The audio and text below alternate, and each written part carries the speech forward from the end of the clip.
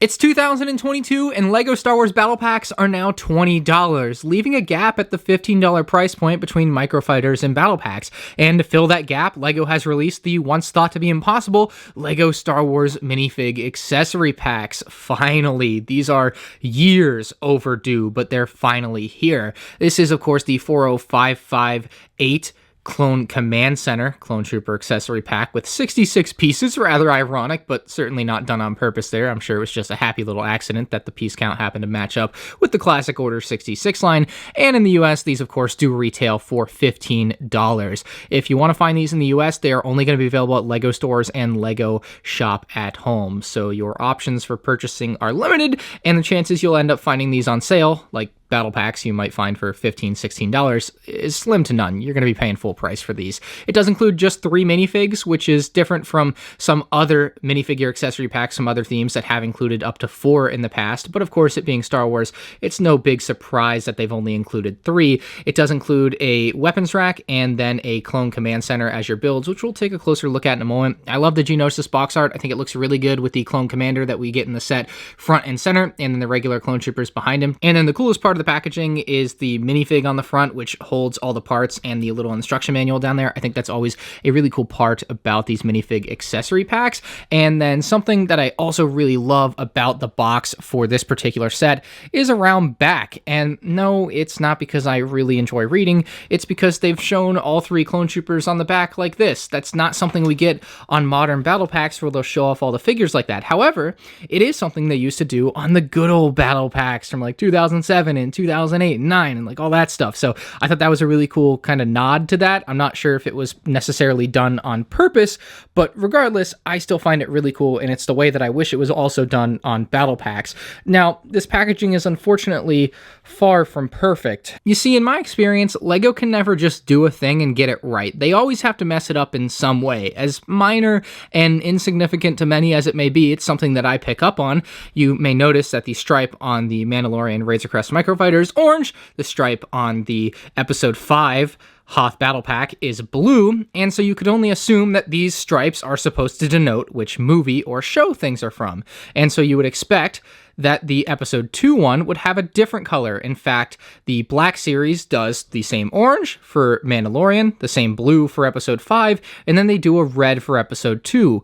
But LEGO couldn't be bothered to change the color of it. By heavens, that would have cost them too much money. So yeah, I don't know what the deal is with that. I don't know why we can't just have nice things, but that's something that I pick up on. I know it doesn't change what the product itself is, but I care about it. So yeah, that's dumb. LEGO is dumb for not fixing that or making it right. That's the way I feel about it. There's just 2 tape seals on these figure packs, and we should be able to just slip everything out of the bottom without having to completely tear apart the packaging.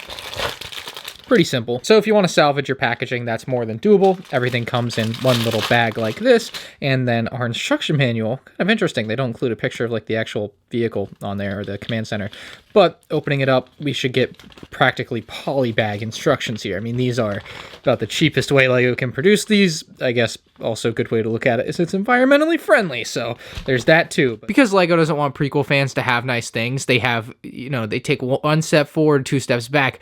They've really made these Clone Troopers look nice. I mean, the white hips don't lie, and they look pretty good. I think the black hips of old definitely started to age on me after a year of these white hips when they started with like the First Battle Pack, and I think they look pretty good. I think they would look better with printing on them, but I still think they're kind of a cleaner, more modern look for the Clone Trooper, and I like that, especially around back. I think it looks particularly good there too. So it's just something different, and definitely something that is a personal preference thing. This is the 2013 Clone Trooper, but what you'll see is the torso design here from 2013 is very Episode 2 accurate. This one is not, even though this is an Episode 2 set. The other thing you'll notice, well, maybe not notice, but I'll point it out to you nonetheless, is the lines on the side of the helmet. They're supposed to be 6 in Episode 2, and there's actually 4 on the Clone Wars version of these helmets. However, LEGO split the difference and went with 5 on the helmet. I don't get it at all. I don't know why we can't just have the accurate thing. They've done it in the past. blows my mind, but we'll never know because the designers don't talk the truth to the fans. So anyway, underneath the helmet, we have the head, which is the nice redesigned Clone Trooper clone head. Looks really good in that flesh tone. And yeah, I mean, it's a generally good looking Clone Trooper. It's just inaccurate to the source material, which really stinks. Like, even the leg prints and the footprints look really nice, but like, why can't we just have it be accurate? Like, it blows my mind. But yeah, for those trying to build an army of Clone Troopers, you're going to get 2 Clone Troopers, or at least regular Clone Troopers in this particular set from Episode 2, or at least they want you to think these are based off Episode 2, as they are a mixture of Episode 2 and the Clone Wars, as far as I can tell. So kind of lame there, but yeah, those are your 2 regular clones. Speaking of not having nice things, the cherry on top to all of the gunship drama was LEGO dropping the one exclusive clone trooper that was in the gunship into this $15 minifig pack, citing that it's not fair for people to have to spend $350 for an exclusive figure. We've been over this on the channel. It's old, but yeah, LEGO is just virtue signaling, but at least they're following through on their virtue signaling here.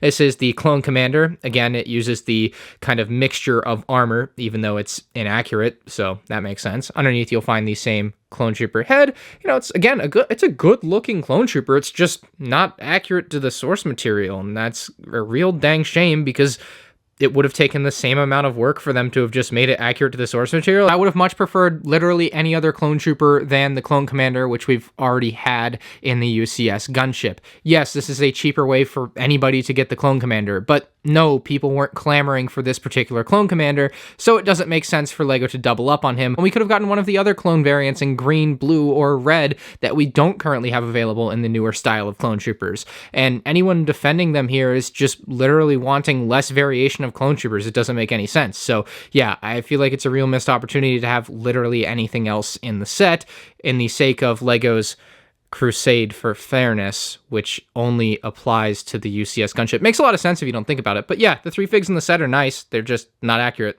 Now that's enough crapping on the minifigs. We'll talk a little bit more about them at the end, but the builds are, quite frankly, incredible. We have the Clone Command Post, which is a really, really clean look. I think this tiled off look for these 90-degree curved pieces at the front in dark red is just the way to go. We've also got the side ramps, which allows you to load your clone troopers into the command post, although you can really only fit 1 clone trooper in the command post. This thing is massively undersized from what we see in the movies, which is fine. A properly sized version would probably cost about $100 to $150. That's not what we're looking for here, I don't think. But yeah, we have some printing control panels, which are both new into LEGO Star Wars, although I believe the green one in particular, and perhaps the other one is from other sets, but the green one in particular is a Ninjago control panel. So while it does look like it's got some Arubesh or whatever the Star Wars language is, it's from Ninjago, so it kind of is a shame from that perspective. But yeah, we have a nice platform area and barely maybe enough room. You could really squeeze all 3 figs in if you wanted, but it's not really what I'm looking for out of this set. But you can take a Clone Commander and have him stand in there, which is what you see in the movie, to be fair. So from that perspective, it makes sense to have this figure in the set, but then why not include a different figure in the gunship so that we can get more variants of clone troopers when they're already hard enough to come by as it is. You can actually fold up the panels on the side to kind of create this wall, and you can have it fly around, I guess, which is what it looks like it's doing on the front of the 2013 Clone Command Post Clone Trooper Battle Pack box art. Above all that, we've got the antenna radar dish array here, and it looks pretty good. It can spin around 360 degrees. It doesn't fall off all that easily, although it is still just a single stud connection, so it can fall off. But yeah, in like the normal use, I don't think you'll have too much of a problem using it there. And then around back, we've got a couple holes there, which I suppose you could use to perhaps place more weapons in, so a little bit of extra weapon storage at the back, although I don't think that looks particularly good, plus you've already got a weapons rack, but yeah, that's there, I suppose, as well. And then you kind of got these little feet for balance at the bottom of the thing. It's a small build, probably less than 40 pieces, but I think it looks really good, so I'm a pretty big fan of that one. And then we have the weapons rack, which I typically hate the weapons racks included in the advent calendars of LEGO Star Wars sets, but this one in particular, for whatever reason, just has a charm to it. Maybe it's the color scheme. Maybe it's this dark red, black, and light gray that just looks really good to me. And then we have got the big rifles with the candlesticks on the end that you can change out for your regular rifles on the clone troopers as you please. So, or you could, I guess, have them go dual wield. So there's a little bit of extra you can do with that, especially for kids that want to enjoy and just have fun and play with something like this. For a collector, I guess you're just going to leave it on the rack, but it still works well. You just have 2 spots there for weapons. I do kind of wish there were 4 spots for weapons so you could put all of the candlestick blasters onto the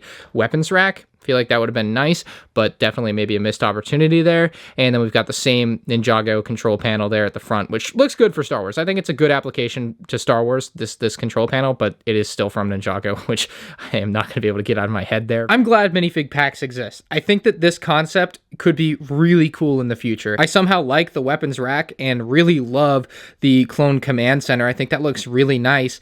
I'm just really disappointed LEGO continues to produce inaccurate clones, and even more inaccurate than what we had in years past, all while their messaging just a week ago is we never compromise on the quality of our products.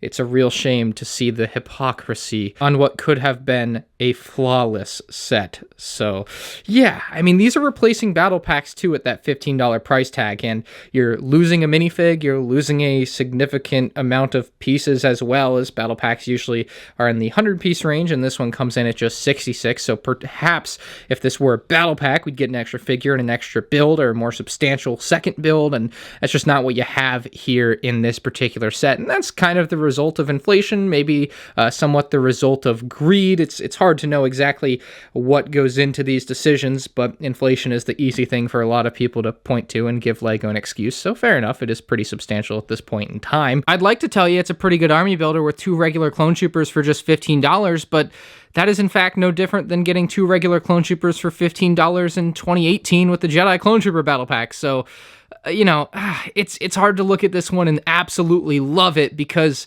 there's a lot of reasons not to, but I still find myself liking that the concept is here and that there is room for improvement and that we could in the future get something even better than this, because this is far from perfect. So I give it a 7.5 out of 10. It's a C. It passes, but it doesn't pass with flying colors. I know I went a bit hard on this one, but I mean, there are just some flaws that are inexcusable at this point for a company that continues to tout that it is nothing short of perfection, when it really is a lot short of perfection. So, yeah, again, let me know in the comment section below if you enjoyed the review. Leave a like, and you can check out more 2022 LEGO Star Wars set reviews on the end screen now. Peace out.